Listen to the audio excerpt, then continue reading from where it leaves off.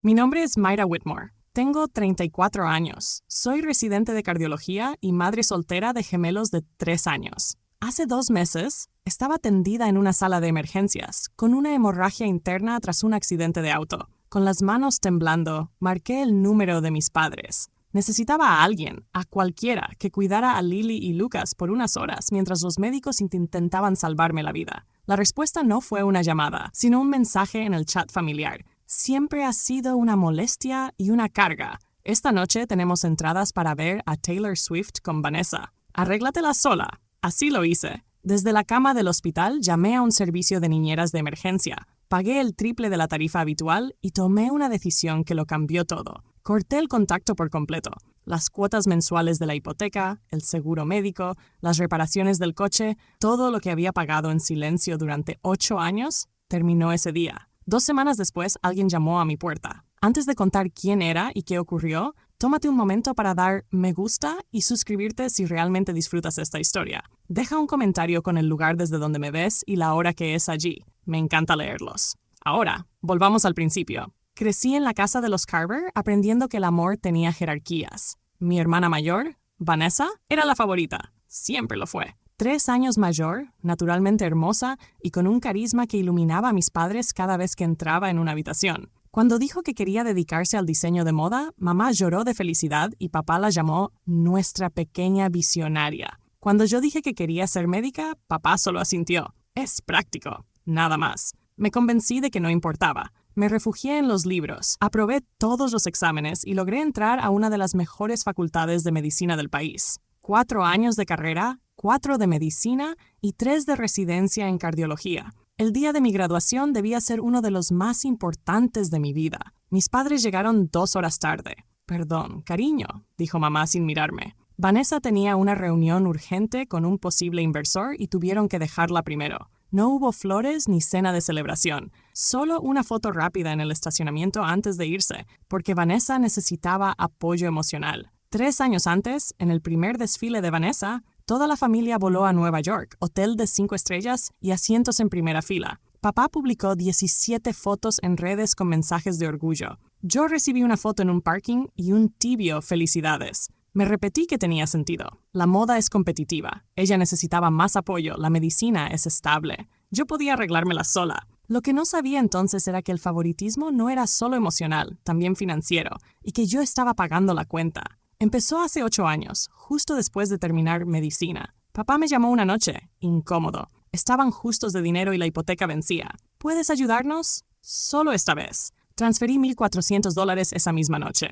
Eran mis padres. Claro que ayudaría, pero solo esta vez se volvió cada mes. Primero la hipoteca, luego el seguro médico, $800 mensuales cuando la empresa de papá canceló la cobertura. Después las emergencias, reparaciones del auto, goteras, la calefacción. Nunca dije que no. Cuando quedé embarazada de los gemelos y su padre se fue en el 5.º mes, llamé a mis padres desde el hospital tras un sangrado serio. Estaba asustada y sola. Ojalá pudiéramos ir, dijo mamá. Pero Vanessa está muy estresada tras su desfile en Milán. No vinieron, ni al parto ni al primer mes, cuando apenas dormía, cuidaba a 2 recién nacidos y estudiaba para mis exámenes. Aún así, las transferencias seguían saliendo. Llevaba un registro en una hoja de cálculo. 8 años, unos $320,000. Nunca pedí agradecimiento, pero tampoco esperaba que me llamaran una carga. Ese ajuste de cuentas llegaría, aunque entonces no lo sabía. El accidente ocurrió un martes por la noche, después de un turno de 16 horas. El semáforo estaba en verde. Entré en la intersección y no vi el camión que se saltó la luz roja a gran velocidad. El impacto destrozó el lado del conductor. Desperté en una ambulancia con un dolor intenso en el abdomen. Sobre mí estaba Marcus Smith, médico de emergencias del hospital donde trabajo. «Vas a necesitar cirugía», me dijo. Pensé en mis hijos. La niñera se iba a las 8. Eran las 7:15. Tenía 45 minutos para encontrar a alguien. Llamé a mis padres. Papá respondió impaciente. Expliqué entre jadeos lo ocurrido y pedí que cuidaran a los gemelos por unas horas. Silencio. Luego escuché voces, la risa de Vanessa. Minutos después llegó el mensaje que ya conoces. Mi madre escribió que era una molestia y que tenían entradas para un concierto. Papá añadió que yo era médica y exageraba. Vanessa respondió con un emoji riendo. Marcus vio mi pantalla. Le pedí su teléfono, busqué un servicio de niñeras de emergencia y acepté pagar el triple. Todo quedó resuelto en minutos. Antes de que mi móvil muriera, le pedí que hiciera capturas de los mensajes. La cirugía duró 4 horas. Vaso roto, hemorragia interna. Estuve 5 días hospitalizada. No recibí ni una llamada de mis padres. El servicio de niñeras cuidó a Lily y Lucas mejor de lo que mi familia cuidó de mí. Al tercer día pedí mi portátil. Entré a mi banca en línea y vi 8 años de transferencias automáticas. Las cancelé todas. Luego bloqueé los números de mis padres y de Vanessa. No fue dramático. Se sintió como soltar un peso antiguo. Más tarde, Marcus pasó a verme. Me preguntó cómo estaba. Por primera vez en años respondí con honestidad. Mejor. Por primera vez en 8 años me siento mejor. Sabía que habría consecuencias. Mis padres notarían la falta de dinero, pero no imaginaba lo que vendría después. 2 semanas después de la cirugía ya estaba en casa. Me movía despacio, aún adolorida, pero viva. Era sábado por la mañana y estaba preparando panqueques para Lily y Lucas, su desayuno favorito del fin de semana. La cocina olía a mantequilla y jarabe de arce. Lucas intentaba apilar bloques y Lily los derribaba riendo. Entonces escuché el golpe en la puerta. 3 toques firmes. Me limpié las manos y sentí el pulso acelerarse. Si eran mis padres, no estaba lista. Miré por la mirilla y se me cortó la respiración. En la puerta estaba un hombre alto de unos 70 años, cabello plateado perfectamente peinado y esos ojos azules que recordaba de la infancia. Su postura aún reflejaba décadas de autoridad en la Corte Federal. Era mi abuelo Thomas. No lo veía desde hacía casi 3 años. Abrí la puerta y me abrazó con tanta fuerza que sentí la incisión quirúrgica. «Mayra», dijo con voz áspera, examinándome con la mirada. Luego bajó los ojos hacia mi abdomen. «Lo sé todo», dijo en voz baja. «Eleanor me lo contó». Mi tía Eleanor, la hermana menor de mi madre, la única que siempre cuestionó cómo me trataban. Quise explicar, pero él levantó la mano. «No hace falta. Pero necesito que vengas conmigo a un lugar». Sacó de su chaqueta un sobre elegante, una invitación a su cumpleaños número 70, el sábado siguiente. «Toda la familia estará allí», dijo mirándome fijo. «Y hay cosas que deben decirse». Se sentó luego en mi cocina, observando a los gemelos jugar. Se encariñaron de inmediato con él. «Se parecen mucho a ti a esa edad», comentó sonriendo. Le pregunté cómo se había enterado del accidente y de todo lo demás. «Eleanor me llamó esa misma noche. He visto esto durante años, Mayra. No soy ciego». Me preguntó si aún tenía registros del dinero que había enviado. Asentí. 8 años completos. Me pidió que preparara un resumen detallado. Fechas, montos, todo. «En mi cumpleaños, delante de la familia, la verdad va a salir», dijo con calma. No sonaba a venganza, sino a hechos. Durante las 2 semanas siguientes reuní cada comprobante bancario. 8 años de transferencias organizadas en una carpeta simple. Verlo todo junto fue impactante. 3 días antes de la fiesta, tía Eleanor vino a casa y revisó los papeles. «Más de $360,000, dijo sin rodeos. «Y te llamaron una carga». Le dije que no quería destruir a la familia, solo que reconocieran lo que hice. «No estás destruyendo nada», respondió. «Solo estás deteniendo una mentira». Esa noche recibí un mensaje de un primo lejano. Decía que Vanessa estaba contando que yo actuaba de forma errática desde el accidente. Ya estaban preparando su versión. La casa de mi abuelo era una gran propiedad colonial, imponente y sobria. Al llegar, vi más de 40 autos. Toda la familia estaba allí. Vestí un vestido azul sencillo, profesional. No quería hacer un espectáculo, solo decir la verdad. La carpeta estaba en mi bolso. Dentro, la fiesta estaba en pleno desarrollo. Copas, música, conversaciones elegantes. Los vi enseguida. Mis padres junto a la chimenea. Mi madre reía. Mi padre parecía seguro. Cuando me vieron, su expresión cambió. Vanessa apareció poco después, impecable, con una sonrisa fría. Me saludó y minimizó el accidente. Le respondí con calma. «Casi muero». Su gesto se tensó. Mamá dijo que fue leve. Le recordé que ninguno estuvo allí. Media hora después empezó el ataque. Escuché a Vanessa hablando en voz alta cerca de la mesa de postres, diciendo que estaba preocupada por mí, que el accidente me había afectado, que había cortado contacto sin razón. Mi madre se unió, fingiendo tristeza. Insinuaron que yo estaba teniendo una crisis. Sentí miradas de lástima. No dije nada. Tía Eleanor se acercó y me dijo en voz baja que llevaban días llamando a la familia para desacreditarme. Miré a mi abuelo al otro lado del salón. Me observaba con atención y me hizo un leve gesto de afirmación. «Estoy bien», le dije a Eleanor. Entonces el ambiente cambió. Alguien golpeó una copa y mi abuelo se levantó. A sus 70 años aún imponía silencio. «Antes de seguir con la celebración», dijo con voz firme, «quiero decir algunas cosas». Justo en ese momento, mi padre dio un paso al frente. Con tono controlado, dijo que la familia debía saber que yo estaba pasando por un momento difícil, que estaba confundida, que había cortado contacto con ellos. Mi madre habló de mentiras y malentendidos. Vanessa agregó que yo afirmaba que me habían abandonado durante el accidente, lo cual, según ella, no era cierto. El salón quedó en silencio. Yo no reaccioné. Lily se aferró a mi cuello. Entonces la voz de mi abuelo cortó el aire. ¿Has terminado, Richard? Su tono era suave, pero firme. Ahora la familia va a conocer la verdad.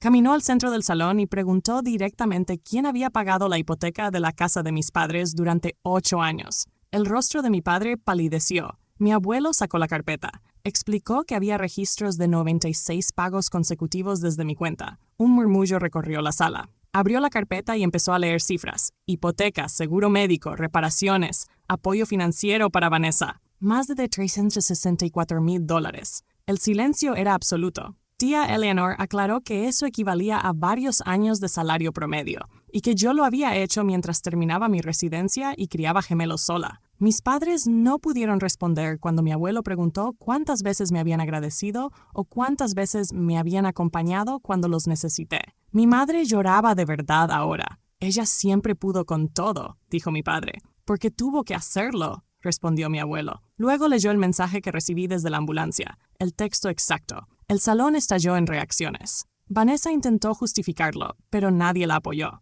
Mi abuelo preguntó si habían llamado de vuelta o ido al hospital. No hubo respuesta. Finalmente me miró. Mayra, ¿quieres decir algo? No lo había planeado, pero di un paso adelante. Expliqué que no buscaba venganza, solo honestidad, que durante años creí que debía ser fuerte y autosuficiente, que entendí demasiado tarde que no era fortaleza, sino conveniencia. Dije que no podía seguir comprando un amor que debía ser gratuito, que dejaría de enviar dinero y que necesitaba espacio real. No cerré la puerta para siempre, pero tampoco prometí nada. Mis padres se fueron temprano. Nadie los detuvo. En los días siguientes, los mensajes de la familia no pararon. Muchos se disculparon. El chat familiar fue eliminado. Mis padres dejaron de ser invitados a reuniones. Mi madre intentó llamarme desde otro número. Escuché el mensaje y lo borré. El perdón no era un reinicio automático. 3 meses después supe que vendían la casa. No podían pagar la hipoteca. Se quedaron temporalmente con un tío. Vanessa también estaba en problemas. Perdió contratos y trabajaba a tiempo parcial. No sentía alivio ni culpa, solo cansancio. Con el dinero que antes enviaba, abrí un fondo universitario para mis hijos. Eso fue suficiente. 6 meses después, Vanessa me llamó. Se disculpó. Admitió que había preferido no saber. No pidió dinero ni perdón, solo quería reconocer la verdad. Le dije que empezara desde ahí. 1 año después del accidente estaba en mi nuevo apartamento, pequeño pero mío, cerca del hospital, en un buen barrio, sin cargas ajenas. Mis hijos pasaban tiempo con mi abuelo. Tía Eleanor se volvió una amiga cercana. Mis padres sobrevivían, no prosperaban. Y por primera vez entendí que no era mi responsabilidad. Aprendí que el amor no se compra ni se gana por sacrificio. No es una transacción. La familia que me sostiene hoy lo hace por quien soy, no por lo que doy. Si alguna vez llevaste un peso que no era tuyo, está bien soltarlo. Elegirte no te hace egoísta, te hace libre. Después de la fiesta, la vida no volvió a la normalidad. En realidad, nunca volvió. Y con el tiempo entendí que eso era algo positivo. Los días siguientes estuvieron llenos de mensajes, llamadas perdidas y conversaciones incómodas dentro de la familia. Personas que durante años apenas me habían hablado, ahora querían saber mi versión. Otros simplemente pedían disculpas por haber creído una historia incompleta. Algunos mensajes eran breves. No tenía idea. Lo siento mucho. Otros eran más largos, cargados de culpa. Muchos admitían que siempre pensaron que yo era la que lo tenía fácil, la responsable, la que no necesitaba ayuda. Esa imagen, tan cuidadosamente construida durante años, empezó a desmoronarse. El chat familiar, el mismo donde recibí aquel mensaje desde la ambulancia, quedó en silencio durante días. Luego desapareció por completo. Nadie anunció nada. Simplemente dejó de existir. Fue simbólico. Un cierre sin palabras. Mis padres comenzaron a quedar al margen de reuniones familiares. No hubo enfrentamientos directos ni declaraciones formales. Solo dejaron de ser invitados. Cuando un primo celebró su cumpleaños semanas después, ellos no estuvieron. En Pascua, tampoco. La familia no eligió bandos de forma explícita, pero sí tomó distancia. 2 semanas después de la fiesta, mi madre llamó desde un número desconocido. No atendí. Escuché el mensaje más tarde. Decía que todo se había exagerado, que mi padre estaba destrozado, que debíamos pasar página. Borré el mensaje. En ese momento entendí algo importante. Perdonar no significa fingir que nada pasó, y yo aún no estaba lista para eso. 3 meses más tarde, recibí una llamada de tía Eleanor. Me dijo que mis padres habían puesto la casa en venta. No podían mantener la hipoteca sin mi ayuda. Se mudarían temporalmente a la casa de invitados de un tío, bajo la condición de que buscaran trabajo. Me sorprendió darme cuenta de que no sentí satisfacción ni culpa, solo agotamiento. Vanessa tampoco estaba bien. Tras el escándalo familiar, algunos contactos dentro del mundo de la moda se alejaron. Perdió un contrato importante y terminó trabajando medio tiempo como camarera. No era venganza, era consecuencia. Esa noche revisé mis finanzas. Los $3,200 mensuales que antes enviaba ahora iban directo a un fondo universitario para Lily y Lucas. Pensé en su futuro y sentí algo parecido a la paz. Ellos no cargarían responsabilidades que no les correspondían. 6 meses después, recibí una llamada inesperada. Era Vanessa. Su voz sonaba distinta, sin seguridad ni brillo. Me pidió que no colgara y, por primera vez, escuché una disculpa real. Admitió que sabía que nuestros padres tenían problemas, pero nunca quiso preguntar demasiado. Reconoció que disfrutaba ser la favorita. Dijo que había reído aquel día cuando yo estaba herida y que ahora no podía justificarse. No pidió dinero. Tampoco exigió perdón.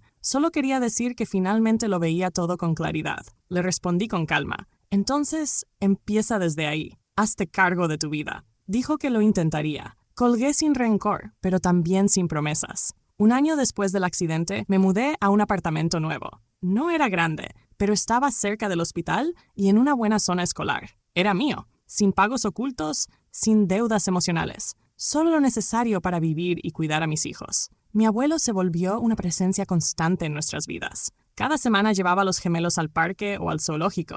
Tía Eleanor también estuvo ahí, ayudándome a reconstruir no solo mi rutina, sino mi forma de verme a mí misma. Un día me dijo que admiraba que no me hubiera vuelto amarga. Tenía razón. La amargura no habría servido de nada. De mis padres supe solo lo básico. Trabajos modestos, una vida más limitada. A veces me preguntaba si pensaban en mí o si se arrepentían, pero esas preguntas ya no definían mis decisiones. Durante 34 años cargué con su peso. Ahora, por fin, lo había dejado en el suelo. Aprendí algo que me costó casi la vida entender. El amor no se gana siendo útil. No se compra con sacrificio ni con silencio. No es una transacción. Las personas que hoy están conmigo no me valoran por lo que doy, sino por quién soy. No sé qué pasará en el futuro con mis padres. Tal vez algún día cambien de verdad, tal vez no. Pero ya no voy a vivir esperando eso. Mi vida me pertenece. Si alguna vez te enseñaron que poner límites es traición, quiero que sepas esto. No lo es. Elegirte no te convierte en egoísta, te convierte en libre. Con el paso de las semanas, empecé a notar cambios más sutiles, pero profundos.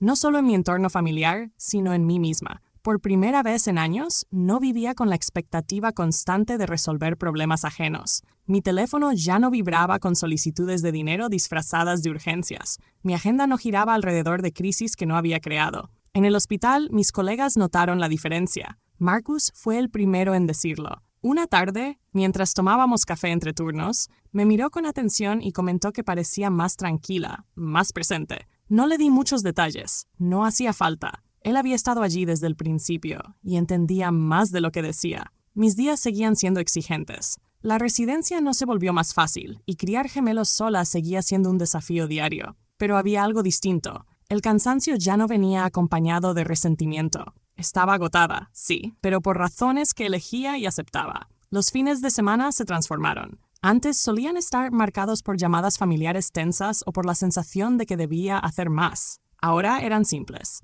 Pancakes por la mañana, paseos al parque, tardes tranquilas con libros infantiles y juguetes en el suelo. Pequeños momentos que antes pasaban desapercibidos. La familia extendida empezó a integrarme de otra manera. Primos y tíos que casi no conocía me invitaban a encuentros pequeños, sin drama ni expectativas. En esas conversaciones surgían confesiones tardías. Muchos admitían que siempre habían percibido un desequilibrio, pero que nunca se atrevieron a nombrarlo. El silencio colectivo había sido más cómodo. Tía Eleanor fue clara al respecto. Las familias no siempre mienten con palabras, me dijo una noche. A veces mienten con lo que todos deciden no decir. Esa frase se quedó conmigo. También empecé terapia.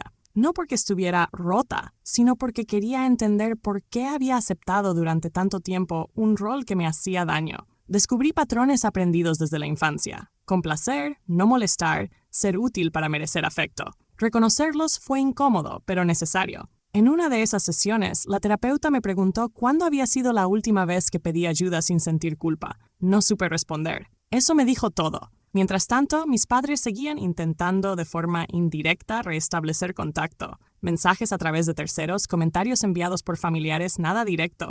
Nada que incluyera una disculpa real. Entendí que todavía no estaban listos, y yo tampoco. Vanessa no volvió a llamar durante meses. Su silencio no me preocupó. Ya no sentía la necesidad de vigilar su proceso ni de rescatarla. Cada adulto debía hacerse cargo de sus propias decisiones, algo que yo había aprendido demasiado tarde, pero que no pensaba olvidar. Un domingo por la tarde, mientras ayudaba a Lily con un rompecabezas y Lucas dibujaba en el suelo, me di cuenta de algo simple y poderoso. Me sentía segura, no perfecta, no completamente resuelta, pero estable. Y esa estabilidad no dependía de la aprobación de nadie más. Mirando hacia atrás, comprendí que el accidente no fue solo un evento médico, fue un punto de quiebre. Me obligó a ver con claridad una dinámica que había normalizado durante años. A veces, el cuerpo se detiene para que la mente finalmente escuche. No romantizo lo que pasó. Fue doloroso, injusto y evitable, pero también fue el inicio de una vida más honesta, una en la que mis límites dejaron de ser negociables. Si algo quedó claro en todo este proceso, es que la paz no siempre llega cuando las cosas se arreglan. A veces llega cuando se aceptan tal como son y se decide avanzar sin ellas. Con el tiempo, empecé a entender el impacto real de haber puesto límites. No fue inmediato ni sencillo. Al principio hubo dudas, silencios incómodos y momentos en los que me pregunté si había sido demasiado dura. Pero esas dudas duraban cada vez menos. La claridad terminó imponiéndose. Mi rutina se volvió más intencional. Ya no reaccionaba a crisis externas ni vivía anticipando conflictos familiares. Cada decisión financiera, emocional y profesional respondía a una sola pregunta. ¿Esto es saludable para mí y para mis hijos? Si la respuesta era no, simplemente no avanzaba. En el trabajo, esa claridad también se notó. Me enfoqué más en mi formación, en aprender, en crecer como médica. Dejé de sobrecompensar. Dejé de sentir que tenía que demostrar constantemente mi valor. Curiosamente, fue ahí cuando empecé a destacar más, no menos. Mis supervisores lo notaron. Yo también.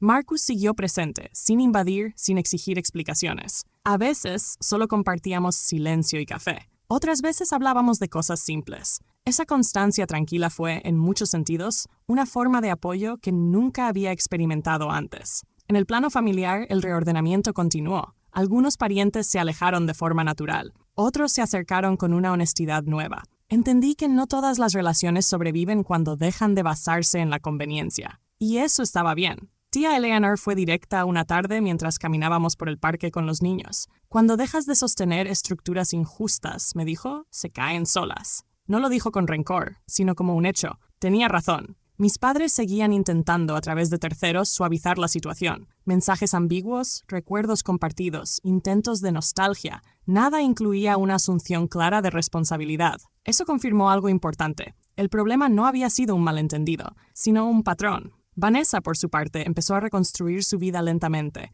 Supe por otros que estaba tomando cursos, buscando nuevas oportunidades, enfrentando consecuencias reales por primera vez. No sentí satisfacción por ello, solo distancia emocional. Ya no era mi rol observar, corregir o rescatar. Una noche, mientras organizaba documentos en casa, encontré copias antiguas de transferencias bancarias. 8 años resumidos en cifras. No sentí rabia, sentí cierre. Guardé los papeles y seguí con mi día. Ese fue un momento clave. El pasado ya no me gobernaba. Con Lily y Lucas, el cambio fue evidente. Me veían más presente, más disponible emocionalmente. No porque tuviera más tiempo, sino porque tenía menos peso interno. Las rutinas eran simples, pero estables. Eso también es cuidado. Empecé a pensar en el futuro con una perspectiva distinta. No como una deuda pendiente con otros, sino como una construcción propia. Planes pequeños, alcanzables, reales. Nada grandioso, nada impuesto. Aprendí que cortar con dinámicas dañinas no te deja vacío, te deja espacio. Espacio para respirar, para elegir, para construir algo nuevo sin miedo constante a decepcionar. Con ese espacio nuevo en mi vida, empecé a hacer algo que antes me parecía casi imposible. Pensar en mí sin culpa.